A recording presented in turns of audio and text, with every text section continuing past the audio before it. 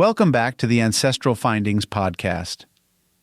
Elbridge Gerry is often remembered for the term gerrymandering, a practice in electoral politics that still influences elections today. However, his legacy extends far beyond that. Gerry was a key figure in the American Revolution, a signer of the Declaration of Independence, and a leader in shaping the young United States.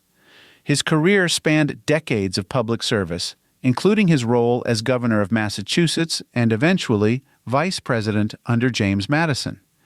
Yet his time as vice president was cut short when he died in office, making him one of the few vice presidents who never became president. His story is one of deep political convictions, intense debates over the balance of power in government, and a commitment to American ideals.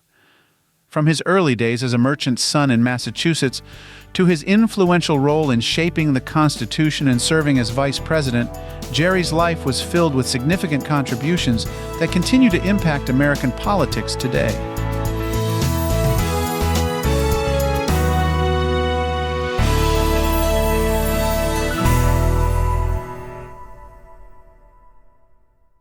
Born on July 17, 1744, in Marblehead, Massachusetts, Elbridge was the third of 12 children to Thomas Gerry and Elizabeth Greenleaf. His father Thomas emigrated from England to America in 1730 and established himself as a prosperous merchant. The Gerry family hailed from a lineage of seafarers and traders, with roots tracing back to England's maritime communities. Elizabeth Greenleaf, his mother, belonged to a prominent New England family with a history of civic involvement. Growing up in a household that valued education and public service, Gerry was prepared for leadership from a young age. He attended Harvard College, graduating in 1762, and soon joined his father's mercantile business. This experience not only honed his business acumen, but also exposed him to the economic challenges and political tensions between the colonies and Great Britain. His family's trading ventures brought him into direct conflict with British trade restrictions, and this personal experience with economic oppression shaped his political ideology. Unlike some of his contemporaries, who were drawn into politics through legal or military careers, Gerry's entry point was deeply tied to economic resistance. His role in the growing revolutionary sentiment was one of a businessman turned political activist. The Gerry family's mercantile interests suffered under British trade restrictions, fueling Elbridge's growing resentment toward colonial subjugation.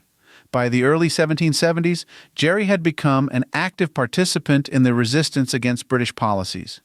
He was elected to the Massachusetts General Court in 1772, where he collaborated with other patriots like Samuel Adams and John Hancock. Gerry's commitment deepened as he took on roles that placed him at the heart of the revolutionary movement. He served on the Massachusetts Committee of Safety, overseeing the colony's military preparations. Notably, Gerry was instrumental in ensuring that supplies and munitions were secured for the colonial militia, efforts that proved crucial during the early confrontations of the Revolutionary War. One of Gerry's most dramatic moments came in April 1775, on the eve of the battles of Lexington and Concord.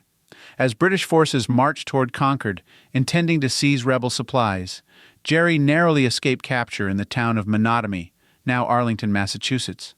His quick thinking and warning to fellow revolutionaries helped ensure that vital supplies were moved before British troops arrived. In 1776, Gerry was appointed as a delegate to the Continental Congress. His tenure was marked by active participation in debates and committees that shaped the nascent nation. Gerry was a signatory of the Declaration of Independence, affirming his commitment to American sovereignty. Throughout his time in Congress, Gerry was known for his advocacy of sound financial policies and support for the Continental Army. He recognized the importance of a robust central authority in matters of finance and defense, a perspective that would influence his later political positions. However, he also remained deeply suspicious of unchecked governmental power, a tension that would follow him throughout his career.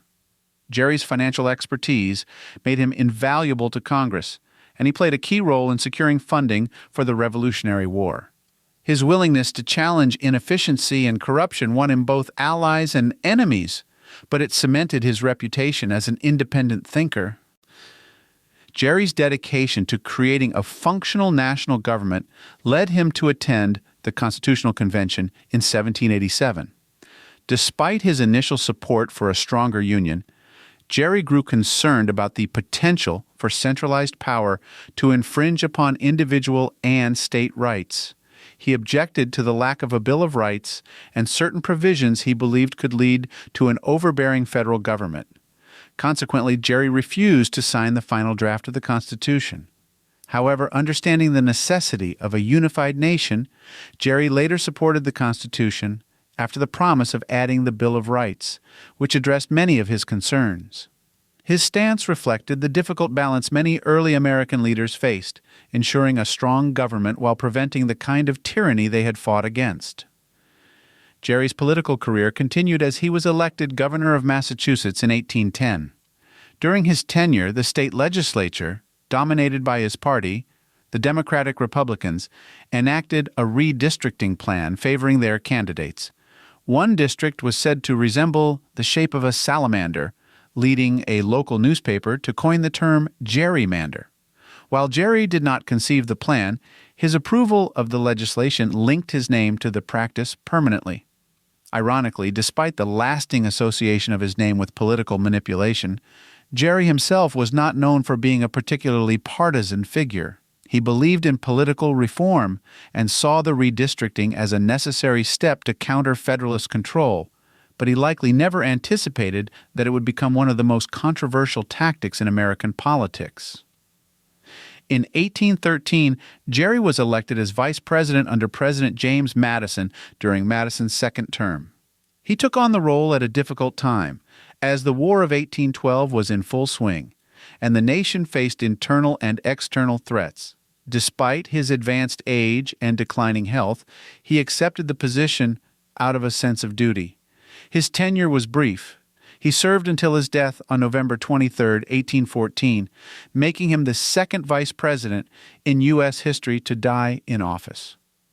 Gerry remains the only signer of the Declaration of Independence buried in Washington, D.C., a testament to his lifelong service to the nation. While gerrymandering remains a contentious aspect of electoral politics, Elbridge Gerry's legacy encompasses far more than this single act. He was a steadfast patriot, a dedicated public servant, and a man deeply committed to the principles of liberty and governance.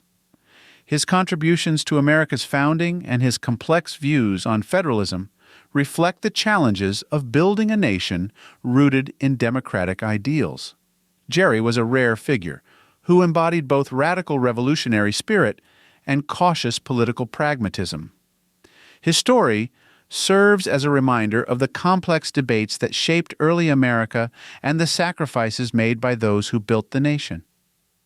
Out of the 49 individuals who have served as Vice President of the United States, 14 have gone on to become president. Some ascended through elections, while others took office due to the death or resignation of the sitting president. This means that while it was not uncommon for a vice president to eventually become president, many did not, making figures like Gerry stand out as leaders who dedicated themselves to public service without reaching the highest office. Gerry's impact on American history is undeniable. While his name is most often associated with gerrymandering, his role in shaping the country and his commitment to democratic principles deserve equal recognition.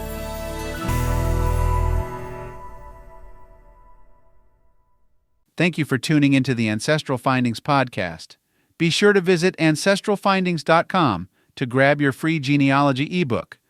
Ask for a complimentary genealogy lookup, and sign up for our weekly historical postcard giveaway. A special thanks to our Patreon supporters. Your contributions help to anchor our family tree firmly in the ground, allow our lineage to fly high, and keep our journey through history on the right path. Wishing you a fantastic day and happy searching.